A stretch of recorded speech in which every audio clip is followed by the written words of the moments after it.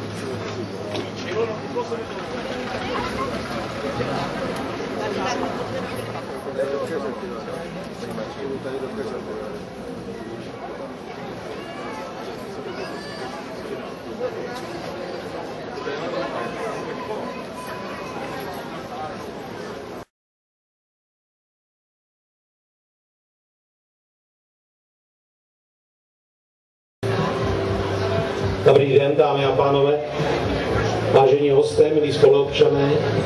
Jsem rád, že vás mohu opět pozdravit při příležitosti slavnostního zahájení 853. lázeňské sezóny v Teplicích.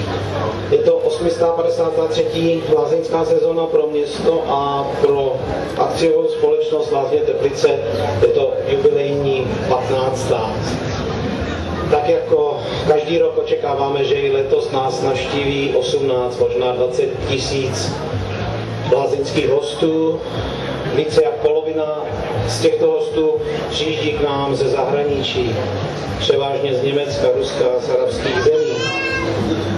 Naši hosté velmi oceňují, že rok od roku jsou Teplice krásnější a že to je přívětivé a přátelské město. Věřím, že tak proběhne i celá lázeňská sezóna a vám přeji pěkný víkend. Děkuji.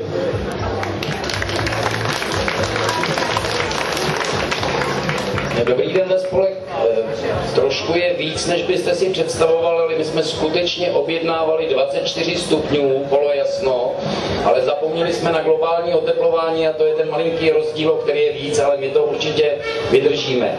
Pokud se vám zdá, že ty lázeňské sezony jsou si podobné jako vejce vejci, tak se hluboce mýlíte, protože každá z nich je jiná. On je podobný program, ale od loňského roku se mnohé změnilo.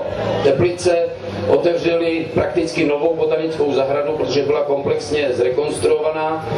Za několik měsíců otevřeme moderní sportovní halu a co je nejdůležitější, Teplice se opět dostávají na výsluní. Po mnoha letech je to mravenčí práce, která letos vyvrcholila tím, že v Teplicích proběhlo setkání prezidentů České republiky a Spolkové republiky Německo Václava Klause a Horsta Kellera, což má pro město obrovský význam z toho důvodu, že Teplice byly vždycky místem, kde se setkávaly významné osobnosti. A toto byl začátek podobné nové éry, kdy Teplice se stanou takovýmto místem, kde bude příjemné se setkávat.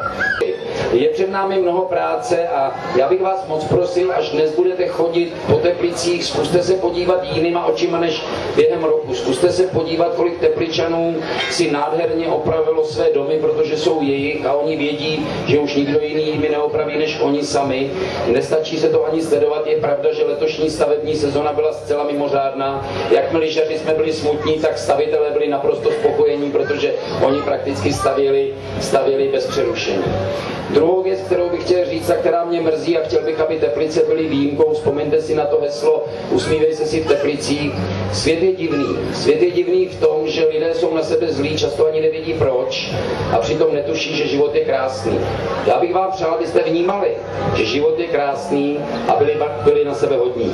Ať je 853. lázeňská sezona v Teplicích. Dobře se bavte!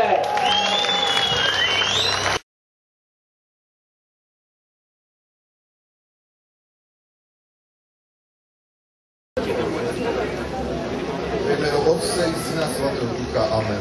Všemohoucí věčný Bože, stvořiteli nebe i země, v hluboké úctě a zbožnosti stojíme před tebou u těchto pramenů, které nám tvá štědrá ruka od staletí otevřela k dobru všech trpících našich spoludušníků. Tisíce dosáhlo jich skrze tuto léčivou vodu svého zdraví. Tisíce vrátilo se k svým zarmouceným rodinám. Tisíce stály se opět prospěšnými členy naší společnosti. Všichni zakusili v hojné míře tvého dobročinu.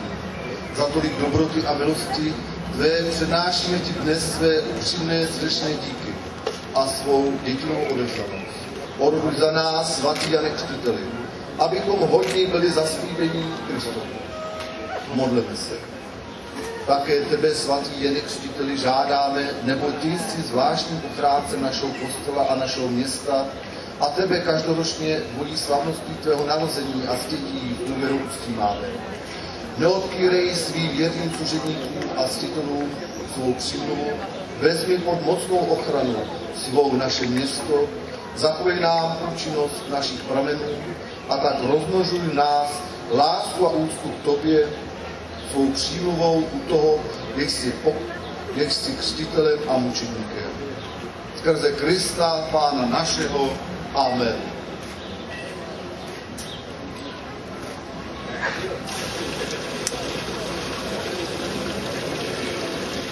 Vážení Tepličané, vážení hosté, je mi ctí, že mohu prohlásit 853. lázeňskou sezonu v Teplicích za zahájenou. Viva Teplice!